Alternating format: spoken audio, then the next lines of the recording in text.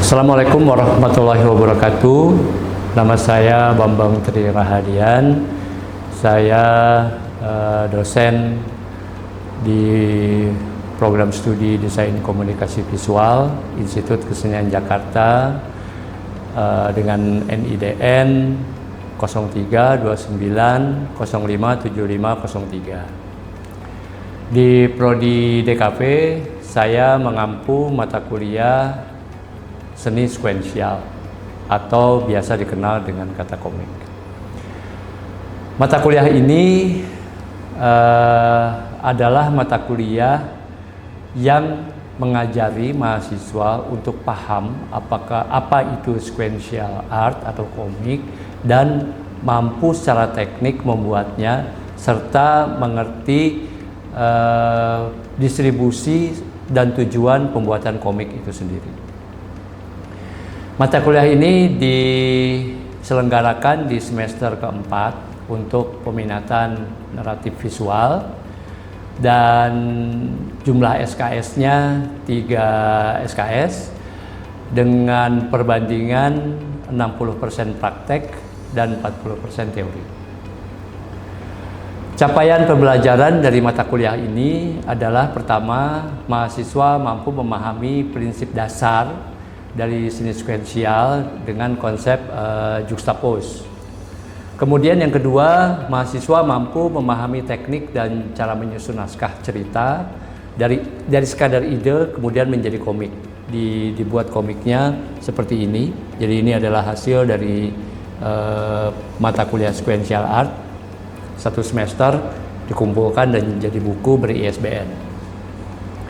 Kemudian yang ketiga, mampu mengenali dan membedakan elemen-elemen komik, serta yang terakhir, yang keempat, mampu membedakan definisi. Jadi komik strip itu apa, komik pendek apa, komik buku apa, webtoon itu apa, novel grafis itu apa, dan juga tahu tentang sejarah komik baik secara internasional atau global dan juga nasional. Kemudian untuk CPMK, sub CPMK-nya, dalam setiap pertemuan kami menargetkan mahasiswa memiliki satu capaian gitu. Untuk pertemuan yang pertama, kami mengharapkan mahasiswa mampu kami memastikan mahasiswa mampu memahami dan menjelaskan sejarah, definisi, dan wawasan tentang komik nasional dan komik di dunia. Tapi juga mereka tahu tentang definisi atau epistemologinya dari apa itu sequential art. Kemudian pertemuan kedua dan ketiga, mereka mampu membuat cerita dari mulai ide, premis, sinopsis hingga skenario. Dan tugas ini sudah disampaikan di pertemuan pertama agar bisa dibahas di pertemuan kedua dan ketiga. Kemudian di pertemuan keempat dan kelima, mahasiswa mampu membuat konsep visual. Jadi dari mulai penokohan, kemudian semestanya, kemudian konteksnya gitu, sehingga mereka bisa memastikan juga cerita itu akan dibuat dalam beberapa halaman gitu atau beberapa slice. Kemudian pertemuan ke-6 dan ke-7, mahasiswa mampu menerapkan tentang komposisi. Jadi dalam panel itu ada adegan, ada komposisi, ada layout, ada penempatan karakter, setting, kemudian blocking, penempatan teks dan lain-lain. Itu harus terukur di sana.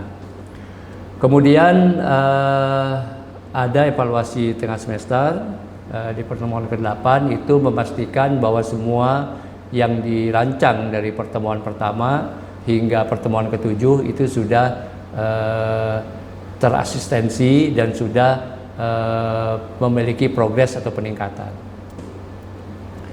Kemudian setelah itu di pertemuan 9 sampai 10, mahasiswa sudah bisa menerapkan karyanya itu dalam bentuk yang mereka pilih. Apakah itu dalam bentuk konvensional yang nantinya cetak dalam buku ini atau dibuat dalam bentuk webcomic gitu. Jadi itu sudah harus ditentukan karena mereka memastikan cara kerjanya. Tetapi di dalam kuliah komik ini kami menyepakati bahwa mereka harus memiliki keterampilan dalam membuat komik dalam bentuk cetak yang nanti akan dibukukan, karena ini berimbas kepada kredit berikutnya. Kompilasi komik ini memiliki ISBN dan bisa dipublikasikan ke masyarakat. Kemudian dalam pertemuan selanjutnya, pertemuan 11 dan 12, itu mereka sudah mulai bisa berkolaborasi dengan teman-temannya. Apakah mereka akan membuatnya menjadi satu semesta misalnya dengan cerita yang berbeda gitu, atau mereka punya hal-hal yang bisa dibagi dengan temannya. Nanti kita akan membuat mereka kerja dalam kelompok-kelompok gitu. Kemudian setelah itu pertemuan 13 dan ke-15 mereka sudah bisa memastikan pekerjaannya selesai dalam halaman yang ditentukan. Kami menentukan atau mematok minimal 16 halaman itu sudah bisa menyampaikan cerita. Nah, di dalam pembuatan cerita itu kontennya itu disepakati bersama, dan kita mengarahkan kepada partisipasi dari mahasiswanya dalam memilih topik yang kemudian itu nanti diterjemahkan dalam bentuk cerita, dan cerita yang dikumpulkan itu memiliki nilai positif gitu di dalam kompilasinya ini nanti. Kemudian setelah itu akan diuji dalam evaluasi akhir yang sudah dalam bentuk buku, dan kita juga menjalin inisiatif kemitraan dengan mitra kerjasama kampus, bahwa komik ini juga dipamerkan di galeri dalam periode waktu tertentu, untuk kemudian juga diisi dengan acara diskusi, acara yang dibuka kepada masyarakat, dan biasa diselingi dengan workshop dan seminar. Jadi itu memang untuk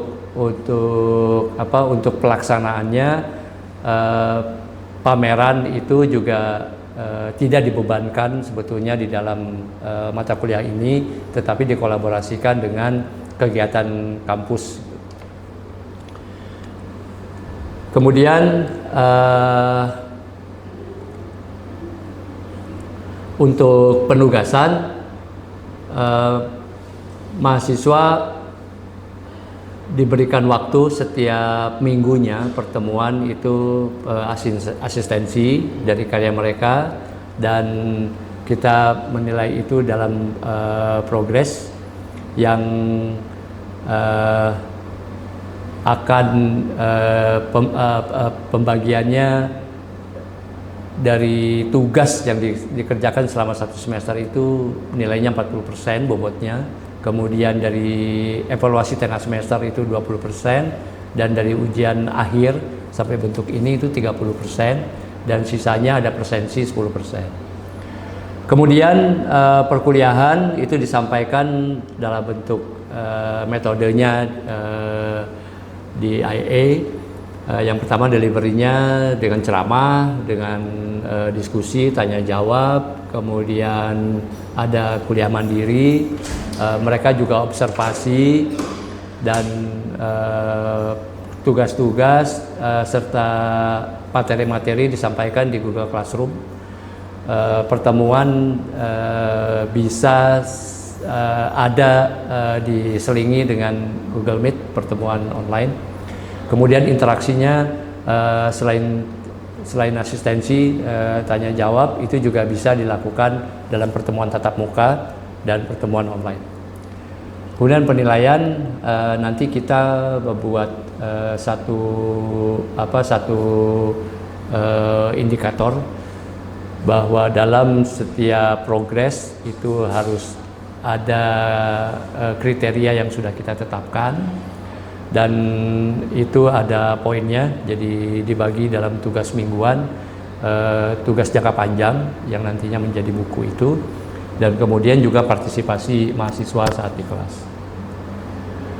Demikian tentang mata kuliah Sequential Art. atau seni sekuensial yang saya ampu di Prodi Desain Komunikasi Visual Institut Kesenian Jakarta. Terima kasih. Wassalamualaikum warahmatullahi wabarakatuh. Halo, selamat siang. Ya, assalamualaikum warahmatullahi wabarakatuh. Sudah sarapan? Ya. Hari ini pertemuan pertama mata kuliah seni sekuensial atau biasa disebut komik. Jadi kelasnya akan progres sampai akhir semester. Jadi 16 kali pertemuan. Tiap minggu kita akan asistensi, dan di setiap minggu itu ada materi-materi baru yang akan disampaikan sambil asistensi. Nah, kemudian tugasnya nanti di akhir semester itu kompilasi buku. Jadi karya yang kamu buat nanti akan dikumpulkan dan itu akan diterbitkan dalam bentuk buku. Jadi ini buku-buku yang sudah pernah terbit di mata kuliah Sequential Art, atau kalau tidak jadi buku pun kita akan pamerkan. Jadi kita akan mengusahakan mitra untuk memamerkan karya kalian. Oke, siap, kita mulai kuliah ya. Ya, jadi kuliah kita tentang memahami seni sekuensial ini. Nah, saya mau memulai dengan kata komik, karena yang kita pelajari sekuensial adalah komik. Ada yang tahu nggak kalau komik itu sebetulnya lucu maksudnya? Nggak ada? Baru tahu. Ya. Makanya kenapa stand up komedi itu disebutnya komik atau komika? Karena asal katanya lucu. Jadi dari Inggris komik, dari Prancis begitu teksnya, dari Belanda begitu. Semua mengacu pada kata lucu. Jadi yang kita kenal komik adalah medium gitu kan, cerita gitu yang bergambar, tapi sebetulnya asal katanya lucu. Nah, ini kenapa terjadi? Itu karena dulu dimulai oleh Topfer. Dia menyebutnya picture story. Bayangkan 1837 dia udah buat ini. Jadi ada gambar, terus ada teks gitu ya, gambarnya juga lucu, kartun gitu ya. Nah, dari sini berkembang karya-karya sejenis yang lucu gitu. Jadi akhirnya orang menyebut bahwa ini adalah komik karena hal-hal lucu. Kemudian juga kita lihat di Amerika juga muncul 1895. Jadi sekitar 20 tahun kemudian, komik strip yang dianggap komik strip pertama di dunia. Karakternya Yellow Kids. Ini juga kelucuan yang ditampilkan. Jadi ketika Gutenberg menemukan mesin cetak, itu produksi cetakan banyak. Produksi cetak biasanya tulisan, sebaran gitu. Nah, lama-lama orang yang bisa gambar itu memasukkan gambar di dalam sebaran itu. Nah, mulailah orang bikin koran, bikin selebaran yang jadi informasi tiap hari. Nah, salah satunya itu masuklah komik, ya, yang disebut komik itu ya. Jadi untuk menghibur biasanya ada Sunday Weekly gitu. Jadi setiap minggu itu ada kartun, ada komik gitu, ada untuk hiburan masyarakat gitu. Nah, tapi ada orang namanya Will Eisner. Jadi Will Eisner ini tahun 1980-an ya, atau bahkan sebelumnya, itu dia menganggap bahwa medium komik yang kita lihat ya, seperti ini, itu kan nggak semuanya lucu. Jadi mulai berkembang, bahkan Will Eisner sendiri bikin komik judulnya Contract with a God, tentang nasib tragisnya dia. Jadi dia imigran di Amerika, orang Yahudi kan pada saat itu dikejar-kejar gitu ya. Dan dia bertahan hidup di Amerika dengan hidup yang begitu menyedihkan sampai akhirnya dia harus membuat perjanjian dengan Tuhan. Nah, itu kan meskipun gambarnya dia kartun, gambarnya lucu, tapi ceritanya kan nggak lucu. Nah, dia tidak ingin bahwa cerita yang tidak lucu itu dianggap lucu. Jadi dia tidak mau ada istilah komik. Maka dia bilang harusnya komik dalam bentuk seperti ini itu disebutnya seni berturutan atau sequential art. Maka dia nerbitin buku ini. Jadi lebih ngomong ke mediumnya sequential art, jadi nggak ngomong komik. Kalau sekarang kita dengar istilah komik kan udah biasa, komik sudah pasti itu bacaan yang bergambar gitu ya. Nah tapi kalau Eisner lebih dari itu. Dan Eisner juga yang memperkenalkan istilah graphic novel. Jadi dia menawarkan komik ke penerbit-penerbit. Terus penerbit banyak yang menolak karena pada saat itu komik yang sedang booming adalah komik superhero. Dan komiknya dia tidak seperti itu. Dia bilang gini dengan kalimat bahasa Indonesia ya. Komik ini bukan tentang orang-orang yang memakai baju warna-warni dan isinya bak-bik book doang.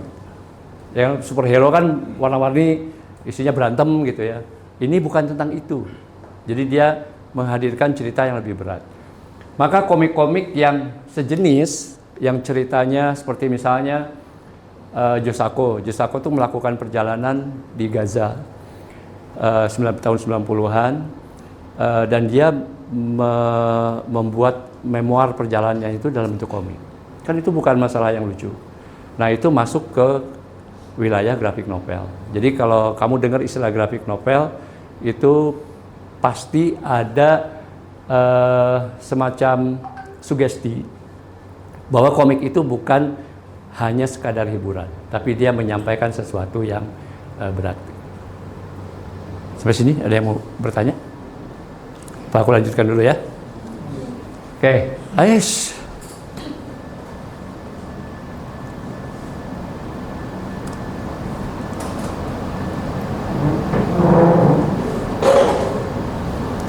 Ya.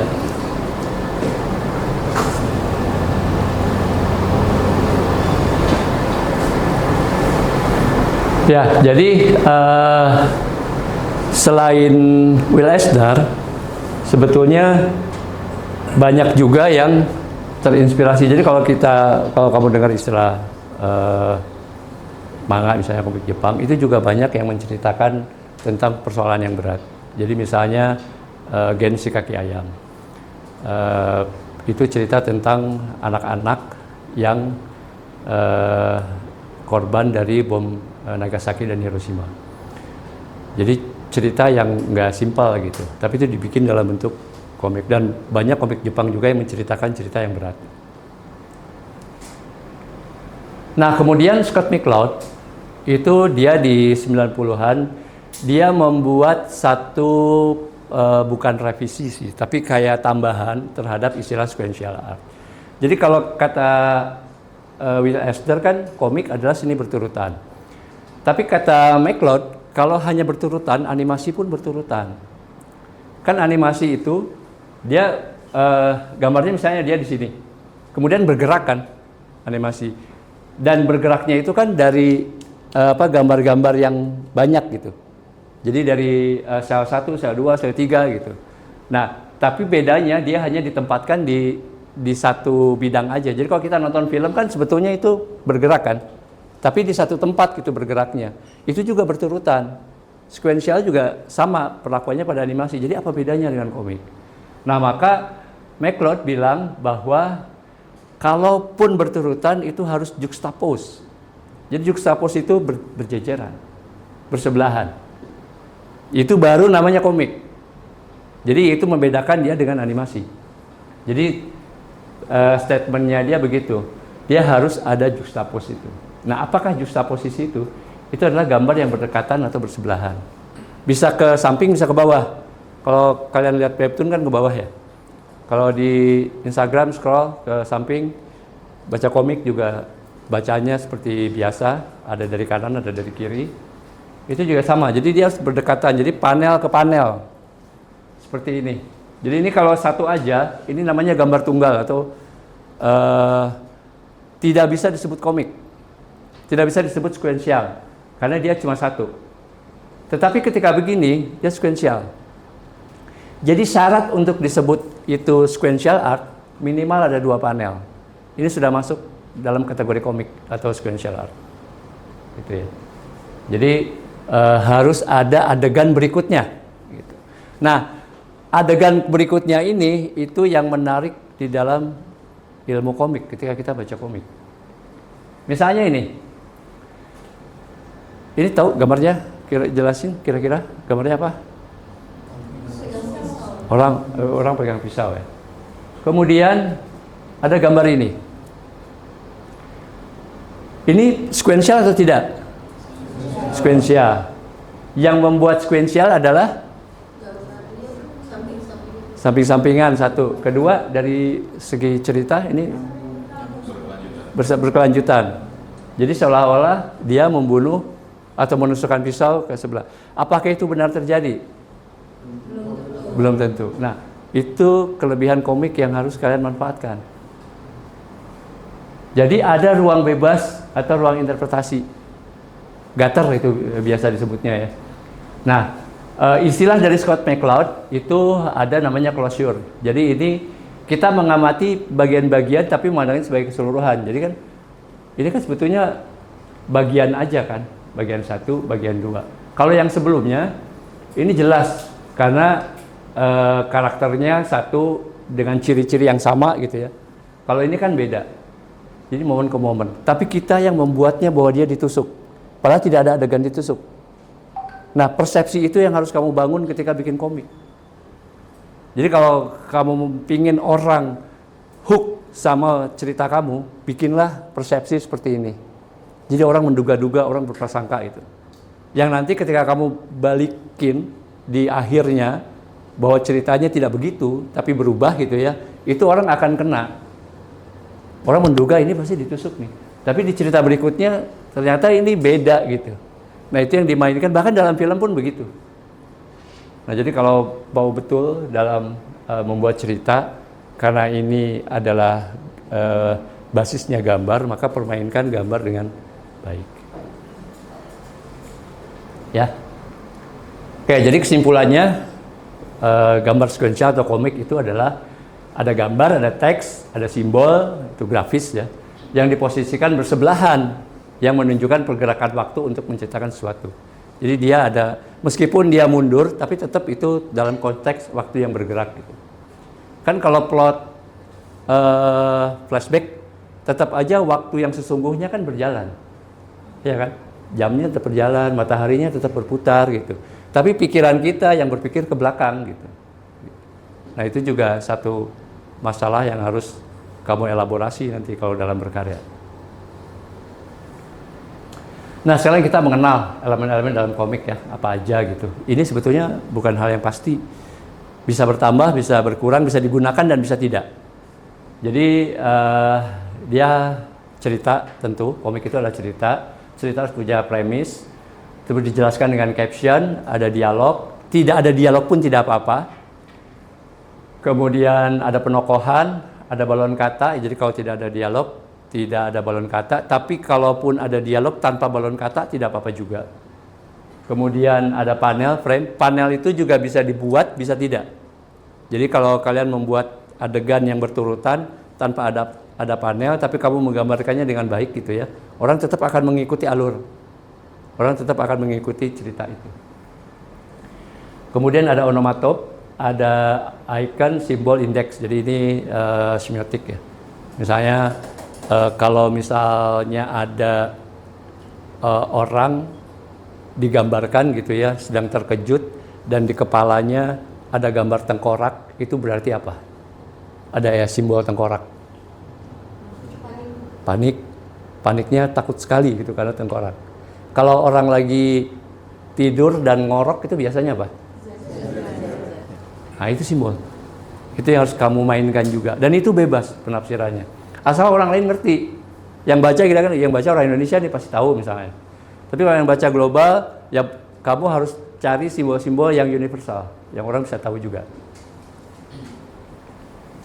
Nah, mulai dicerita. Jadi karena memang cerita itu yang penting. Jadi kalau kamu mau bikin komik, dalam niatnya memang kamu mau bercerita.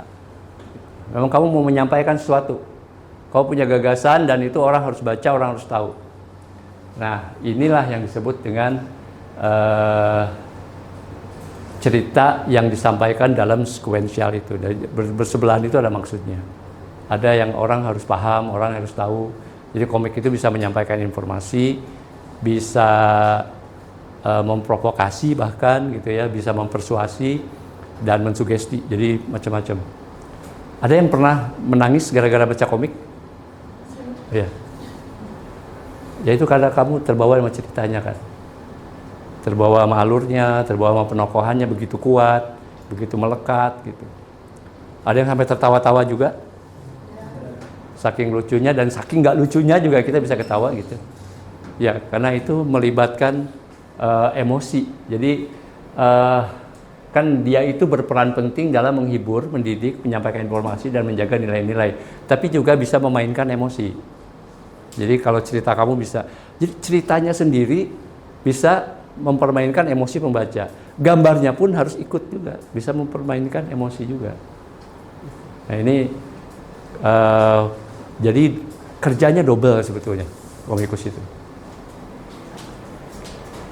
Ini aku mulai dengan contoh-contoh ya. Jadi yang di sini adalah yang sebelah kiri itu gambar di layang-layang di Maros di Sulawesi Selatan. Jadi ini adalah simbol tangan gitu ya, tangan dicap gitu, cap tangan. Terus juga di sana ada gambar babi rusa. Pada saat itu mereka tidak tahu bagaimana bercerita, jadi hanya menggambar dan bisa jadi itu adalah bentuk cerita. Jadi ini mungkin ekspresi visual pertama nenek moyangnya manusia gitu dalam bentuk itu, gambar prasejarah ini, karena yang ditemukan itu. Sebelum kita membuatnya dengan Candi Borobudur misalnya, ini kan kalau kita lihat Candi Borobudur itu, ada yang sudah ke Borobudur? Sudah. Kamu lihat kan gambar-gambarnya dari mulai Kamadatu, Arupadatu sampai Arupadatu. Itu sekuensial bukan? Sekuensial karena berurutan. Tapi apakah itu komik? Bukan. Oke, nanti kita bahas ya. Oke, kemudian juga ada wayang beber. Jadi wayang beber juga sama. Wayang beber juga produksi nenek moyang kita. Jadi dia, kalau kamu nonton wayang beber, dia itu punya 4 gulungan. Gulungannya itu panjang, dibuat dari kulit kayu, dan itu digambar. Itu organik semua. Nah, satu gulungan itu ada 7 panel. Panel itu bukan berarti satu kotak dan atas satu adegan, enggak. Jadi dia tuh gulungan kan ini digulung ya. Dibuka itu cuma satu adegan. Nanti ini ditutup, dibuka lagi adegan berikutnya. Nah, di adegan itu tidak seperti komik yang kita tahu kayak yang tadi kan gerakannya cuma 1, 2 pisau, orang sakit. Kalau ini enggak. Jadi dia ruang dan waktu bercampur. Kelahiran dan kematian bisa aja di satu lembar itu. Dibuka lagi cerita juga, jadi itu panjang. Nah, ini dibantu dengan dalang menuturkan cerita. Jadi itu juga termasuk dalam cara kita membaca komik Instagram kan di swipe ya. Ini juga sama sebetulnya di swipe, tapi ini di lembarannya dibuka. Tapi itu lebih kompleks. Nah, kemudian barulah ketemu komik modern. Kosasih memulai dengan komik wayang, meskipun dia bukan pertama yang membuat komik. Jadi komik Indonesia dimulai ada itu tahun 1930 di koran, komik strip bentuknya. Kosasih baru membuat tahun 1950-an komik wayang itu.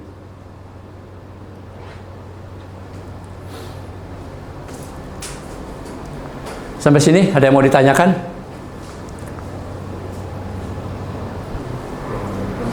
Ada yang pernah baca komik wayang?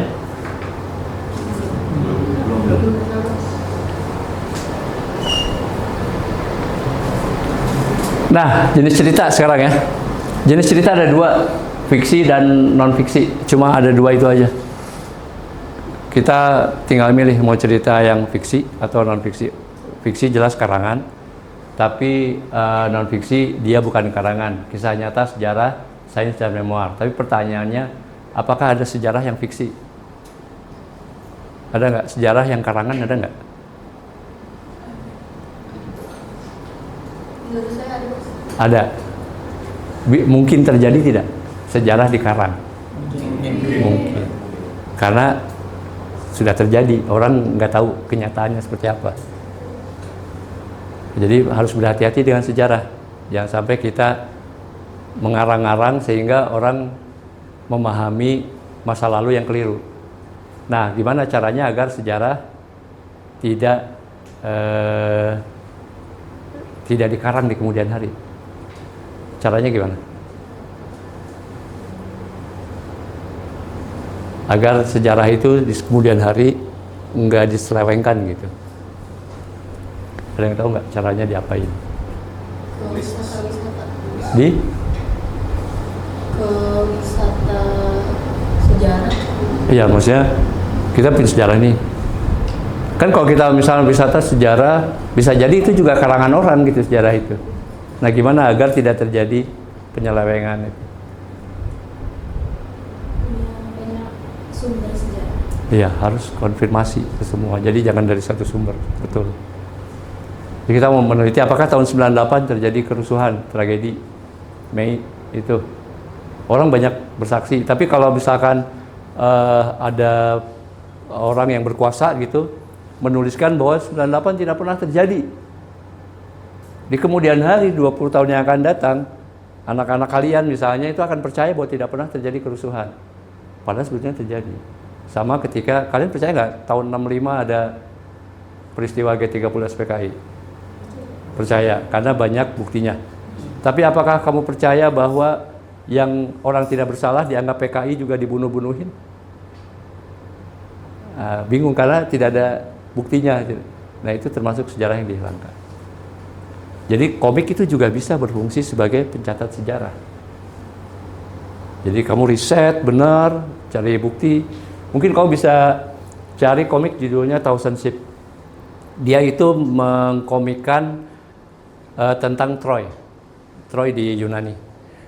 Jadi dia tinggal sama arkeolog di situ, dia menceritakan tentang bagaimana kerajaan Troy itu dulu berjaya sampai akhirnya hancur. Hancur karena masalah asmara. Tahu nggak cerita Troy? Kuda Troya itu. Kenapa kuda Troya bisa terjadi? Coba bisa ada yang tahu nggak? Pernah dengar tapi apa gitu intinya sebetulnya? Nah, pernah dengar nggak tahu? Iya. Iya. Jadi Troy itu dia kerajaan yang besar pada saat itu. Kemudian mereka biasa ketemu raja-raja lain kan. Armada lautnya besar. Nah, ada anak raja namanya Paris. Paris dia ketemu sama istri orang. Anak ini juga anak raja juga dia. Istri raja terkenal lah di situ. Dia cinta sama istri orang itu. Dibawanya dia balik ke Troy. Itu jadi banyak perang besar. Nah, untuk masuk ke kerajaan Troy itu sangat susah karena dia punya tentara yang kuat. Akhirnya perang break gitu ya. Terus Achilles namanya tentara perangnya. Itu dia punya siasat. Udah kita membubarkan diri aja gitu.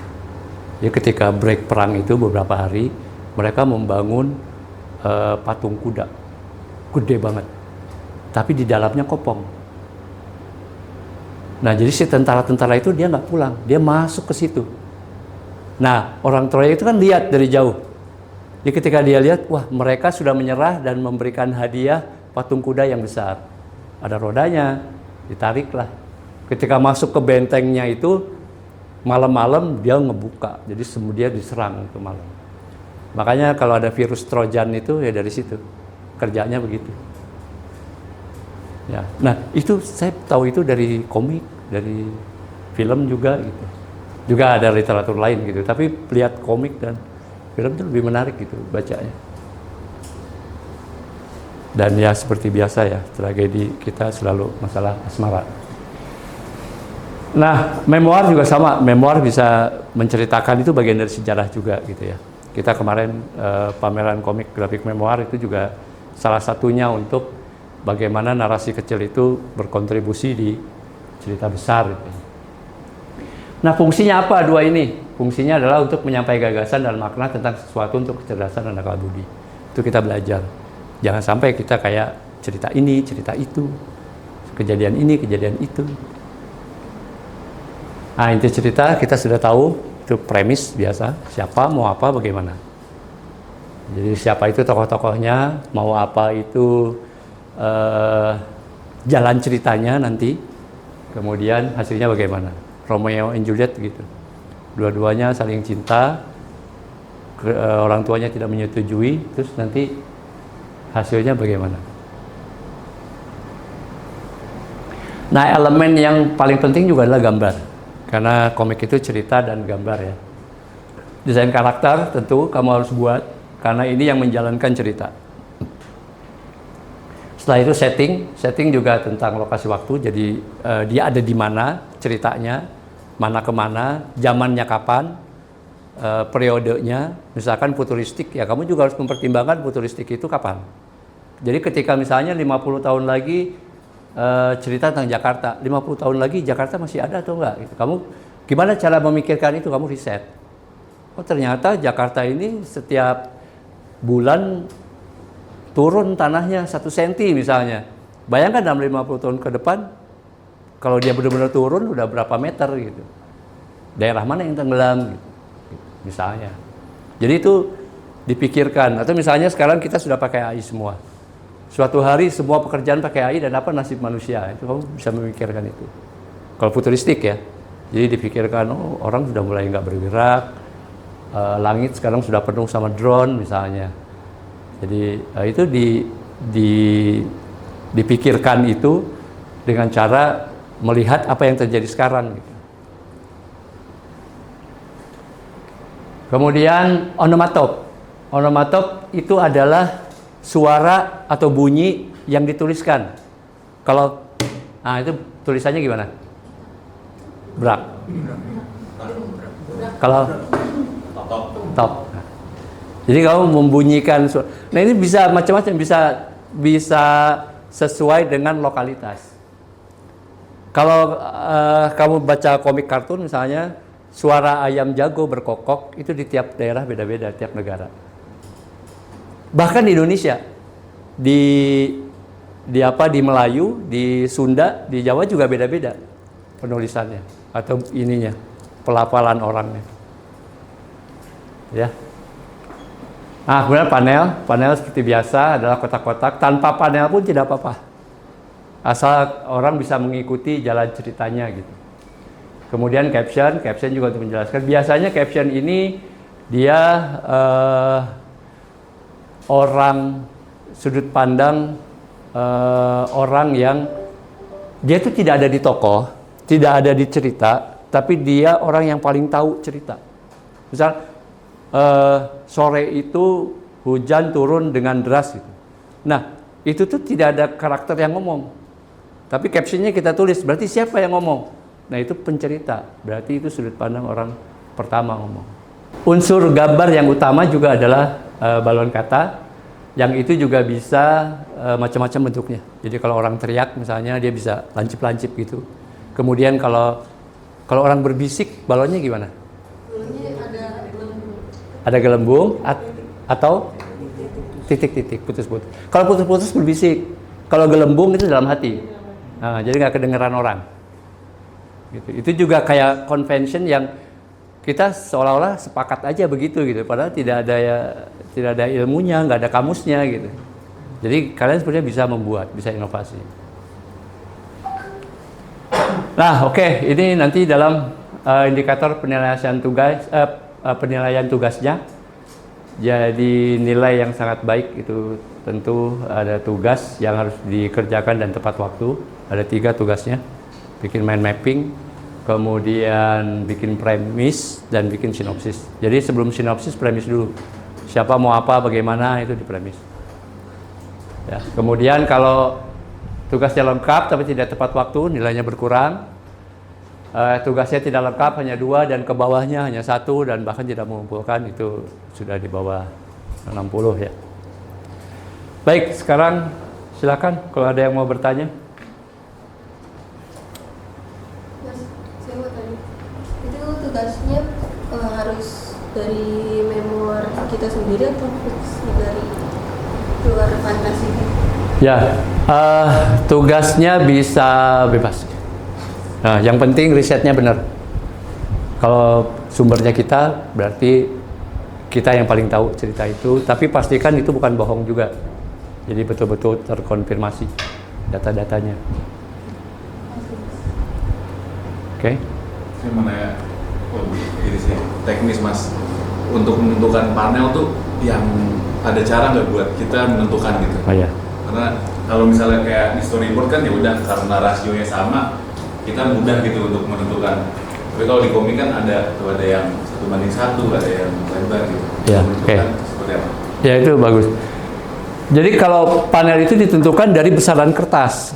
Kalau kertasnya kita nanti akan dicetak segini, itu paling banyak